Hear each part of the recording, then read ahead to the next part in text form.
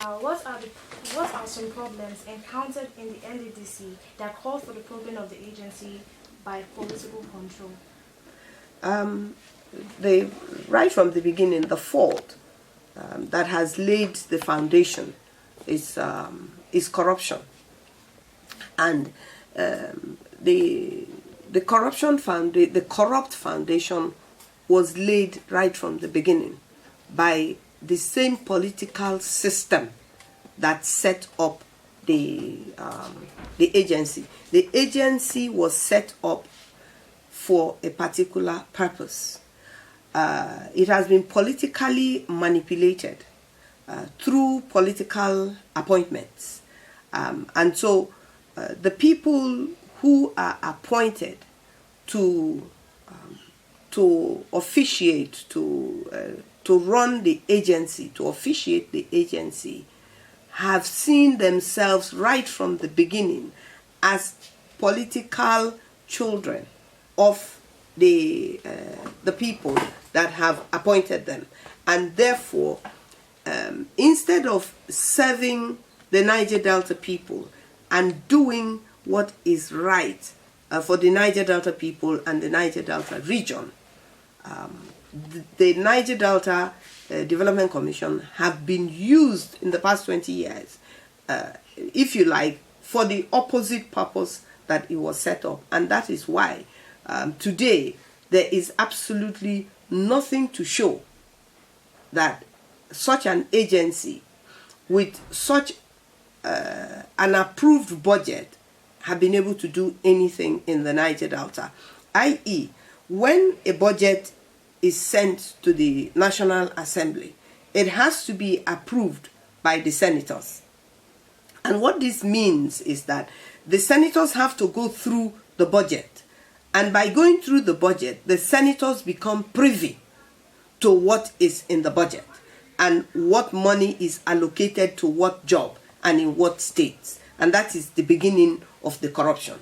Because now the senators, instead of restricting themselves to actually looking through this budget to justify whether the budget is right or wrong, what is created is an interest in the job that is to be done in the Niger Delta, and it is used as a stepping stone to corruptly get the jobs for people that they want, through their people, for themselves. So it's a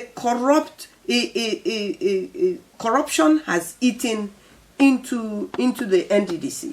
And this corruption that has eaten into the NDDC, our people within the NDDC are part of it. And people outside of the NDDC, outside of the Niger Delta, are also part of it. We have to face the reality that is confronting us and make sure that the right thing is done. Thank you. So my second to last question. In carrying out the probe, what measures should be taken to get accurate results? If this probe is real, is genuine, and the truth will come out, it will follow a path that you and I will look at and know that this is a true probe. It should be done outside of the political interest. It should be done by world-renowned audit companies. Auditors should come in and have access to the books. They should have access to the states and the communities that have supposedly where these jobs have been done. And that way, where the claim is that they have been done and they have not been done, we will know. The only way that we will accept that the probe is not just a witch hunt and that the probe should start from the beginning. It cannot exclude any board. All the board must be called to explain what they did during their tenure and to show us what they claim that they have done during their tenure.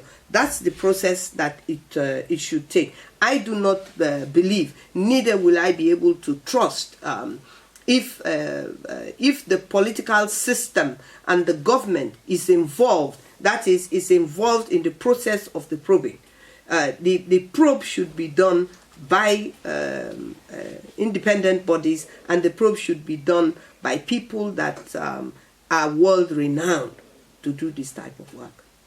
Finally, what measures should be taken by political heads in government to satisfy the needs or interests of oil-producing states in the Niger Delta? This will take us back to saying the country should be restructured. This will take us back to saying that the resources in any place, whether it is coal in Enugu, whether it is aluminium in Akwa Ibom, whether it is gold in Kaduna or wherever solid minerals are found, all those things belong to the people on whose land it is found. It belongs to the state where it is found. Therefore, the first thing that will satisfy not just the Niger Delta people, but every state, and every state has some resource or the other, every state that has some natural resources should own those natural resources and should have access to those natural resources so that they can use it to develop themselves. It is totally unacceptable to give the thinking, the impression, and the brainwashing of our people to believe that because we are in a geographical location called Nigeria, that everything that belongs to, everything that is in Rivers State belongs to everybody in Nigeria. No, it does not. It was not like that before. It was not like that when there was cocoa. It belonged, cocoa, when cocoa was the main state, the people on who were producing cocoa, they had 50% of the cocoa, and the remaining 50% that was used to develop every other part of Nigeria to input into governance, they also benefited from it. The same thing with granite, as small as it was. The same thing with other minerals and solid minerals. Why is it? It is unfair. It was unfair for a system to come up after the war and change the constitution and give the resources in the Niger Delta to Nigeria. And so, as far as my thinking is concerned and my desire for the Niger Delta region is concerned, the resources in the Niger Delta, the fish, the oil, the gas in the Niger Delta belong to the Niger Delta region, and the Niger Delta people and government should have access to it to develop the Niger Delta. There is, I mean, that's the only way that personally I look at this. Thank you very much. Thank you very much, ma'am. Thank you.